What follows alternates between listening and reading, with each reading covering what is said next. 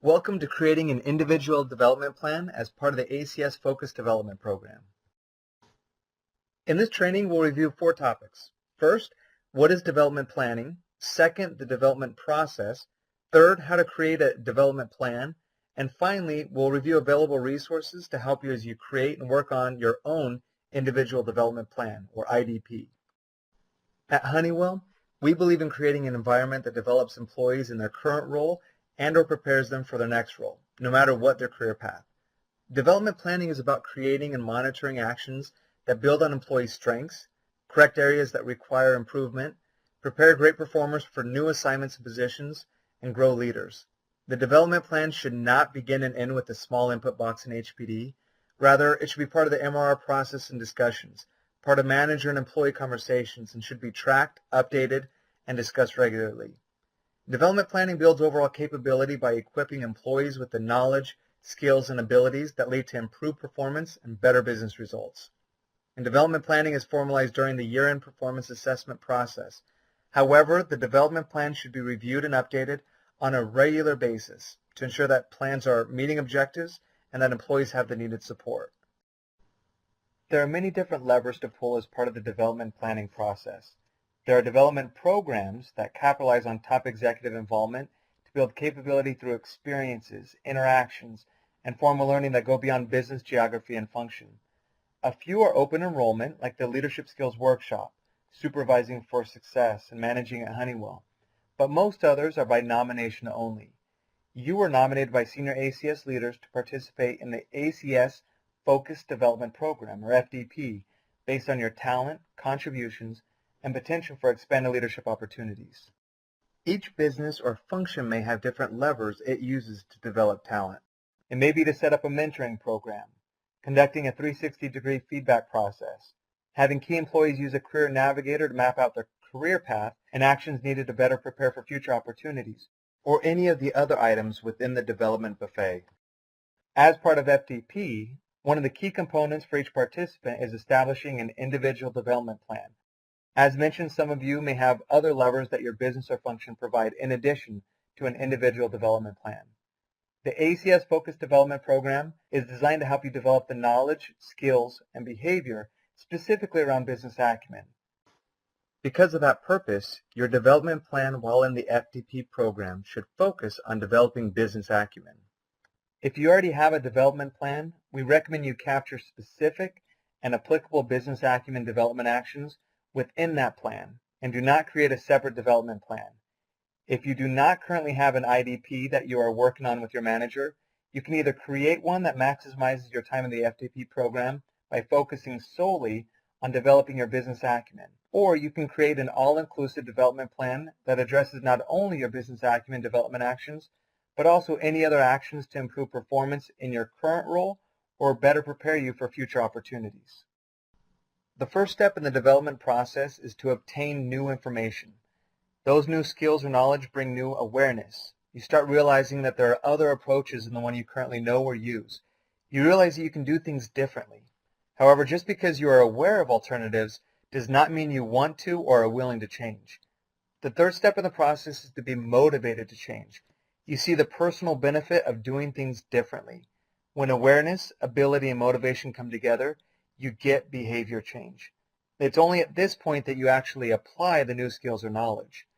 New behaviors then prompt new cycles of development, each with broader awareness. And each time you become more aware of areas that can be improved, you continuously increase your effectiveness as you set new developmental actions and apply the new skills or knowledge. If you had stopped after the awareness step without actually creating a plan to apply it, you would have missed out on all these additional cycles of learning. The first step in creating your development plan is to schedule a meeting with your manager and/or mentors to enlist support and discuss options for development. Later, we'll show you specific questions you can discuss during that meeting. Second, review the feedback received from any internal or external assessments you may have done, like a 360 assessment, your manager feedback, and take a hard introspective look. Third, identify 1 to 3 specific development areas, a competency, behavior, experience, or skill area that you want to focus on for development. Fourth, create your development action plan based on development opportunities identified, It's an iterative process with your manager and possibly even HR and OD. Fifth, ensure alignment with your manager. Is it aligned to HPD? Will it get you where you need to go in your current role and also in future roles?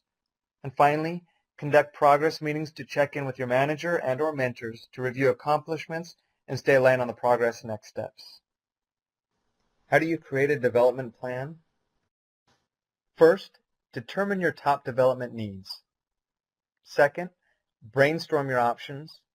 Third, identify action steps to achieve development opportunities. Fourth, recognize resources needed to complete the action. Fifth, state how you will measure your success. And finally, specify the time frame for completion. What's the difference between a weakness and a development need? A weakness is an area that's regarded as being either below standard or below the relative performance level of other competencies. However, it may or may not be a need you should work on. A weakness becomes a probable need when it's also regarded as important or harmful for success. Some needs might even come from something you're average in, but that's critical to success and your proficiency needs to be higher. That's why conversations with your manager are critical. They help you determine the importance of different competencies or skills. Your manager will also help you know if the development need is based on your current role or on future opportunities. Every situation is different, and some IDPs may be focused on current performance in their current role, while others may have a strong business need to improve development for future opportunities. There are many different development focus areas. Perhaps you're average in something that's critical to your success, you're weak or below par in an important area, you're untested in an important area, or you overuse a strength that turns into a weakness. For example, a strength may be intellectual engagement. However, when overused, it could become a weakness. Perhaps you spend too much time chasing down the right or most elegant solution when good enough would be just as successful. There are common pitfalls or failure modes in having an effective development plan. In many cases, the employee is unaware of the business view of his or her performance or capability. A lot of times we tend to judge others by their behaviors, what we can see, and we judge ourselves by our intentions or why we did something. Without candid feedback of what is needed to improve in the current role or future opportunities, it's difficult to select the development actions that will yield the desired results, both for you as the individual and also the company. Lack of manager and HR support for creating and working on development plan actions. This leads to unfocused support or coaching once the plan is created. The plan should not be created in isolation. Rather, it's a combination of discussions with managers and possibly HR along with self-introspection. No stretch actions and the development plan becomes a check-the-box exercise. Lack of focus on critical issues for current or next roles. The development areas suggested are not meaningful to the employee and don't achieve the needed motivation to actually change behavior. Here are some discussion topics to have with your manager before you jointly create your development plan. The context behind the reasons for the plan and what you're trying to accomplish will help you create an effective development plan, both for you individually and for the company.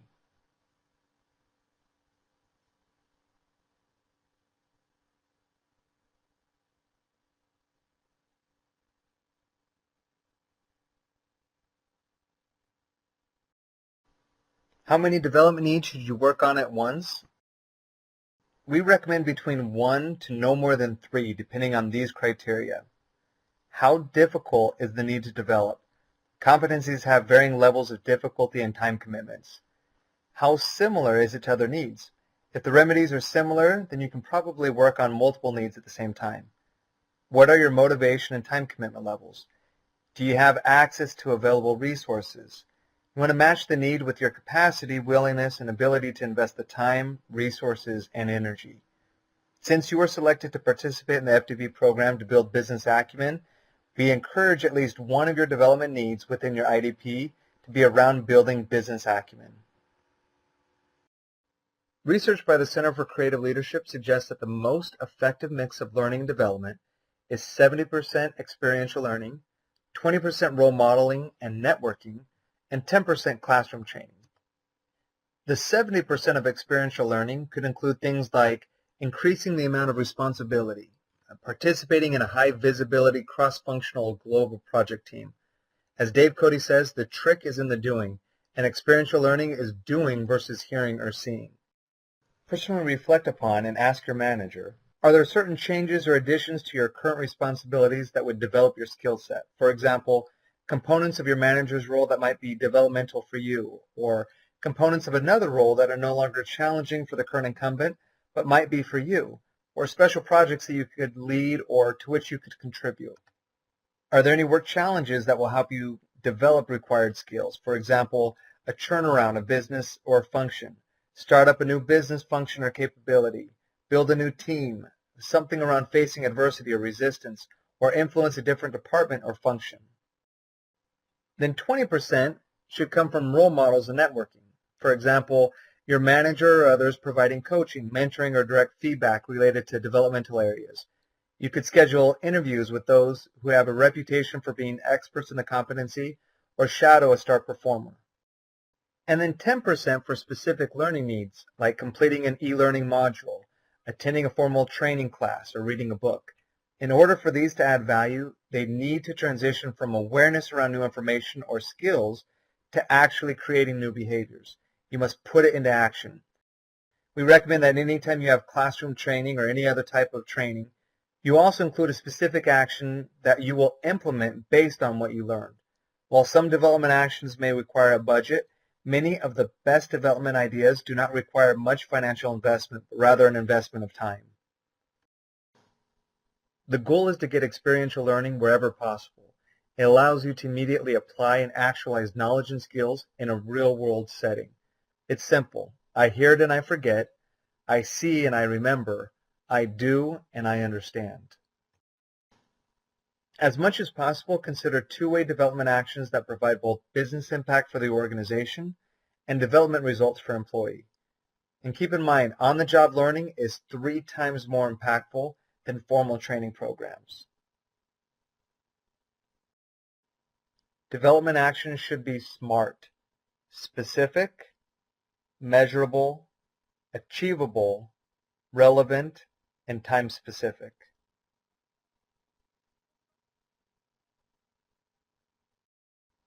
Let's take some time to focus on development actions specific to business acumen.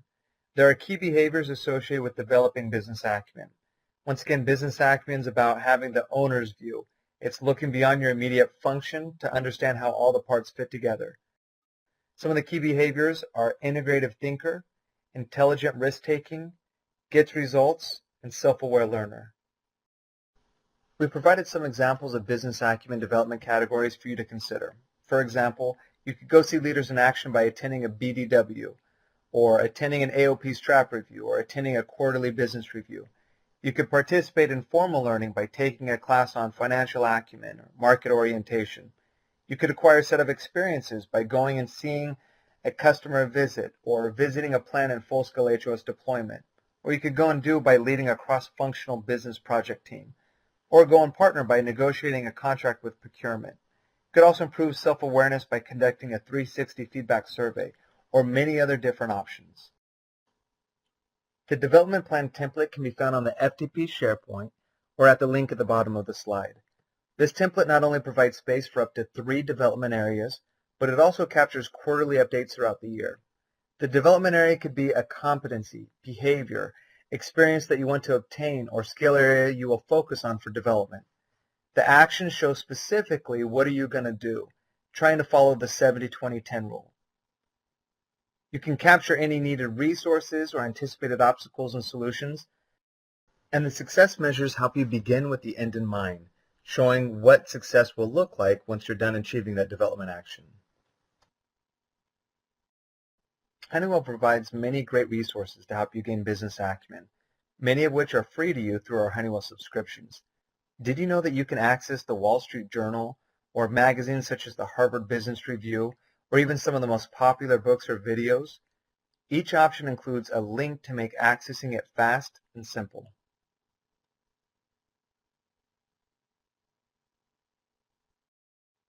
Develop My Team is a page within inside Honeywell. It provides great resources around goal management, performance and development, feedback and coaching, learning, building effective teams, and organizational change and transition. It can be accessed within a click or two from the Inside Honeywell homepage or the HPD GCP for Managers quick link. The top 20 development resources covers everything from how to get a 360 feedback assessment, to how to access free books, magazines, and newspapers like the Wall Street Journal and Harvard Business Review, to how to access the Cultural Navigator, an online tool for global information and personal awareness of culture. It also shows low or no-cost learning options or a breakdown of the top leadership development programs, including those by nomination only, along with many other top development resources. Based on OVOC, or Observational Voice of the Customer, from many different managers within Honeywell, we've created a simple, intuitive search tool for the Honeywell behaviors. By selecting any of the behaviors, you can see the definitions, descriptions, expectations by level. So, for example, what is expected of an individual contributor for that behavior versus an executive leader, along with recommended development actions. By clicking the Take Action icon, you're taken to development ideas specific to that behavior. Take Action takes you to a one-page quick reference guide. This guide shows quick actions that can be done every day, along with development ideas for something that could be included in your development plan. You can also search for available learning and development opportunities by clicking on Behavior, or searching by function, or searching by learning type.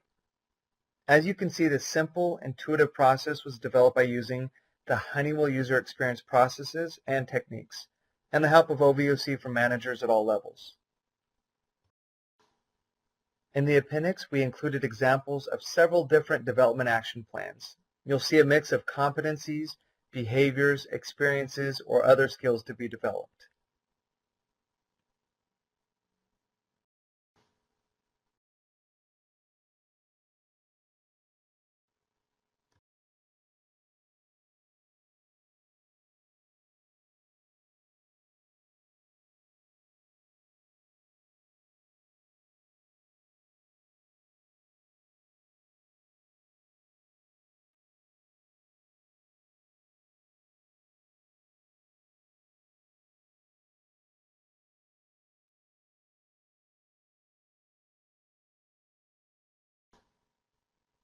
Here's an example of how a sales professional may look at creating a developmental plan.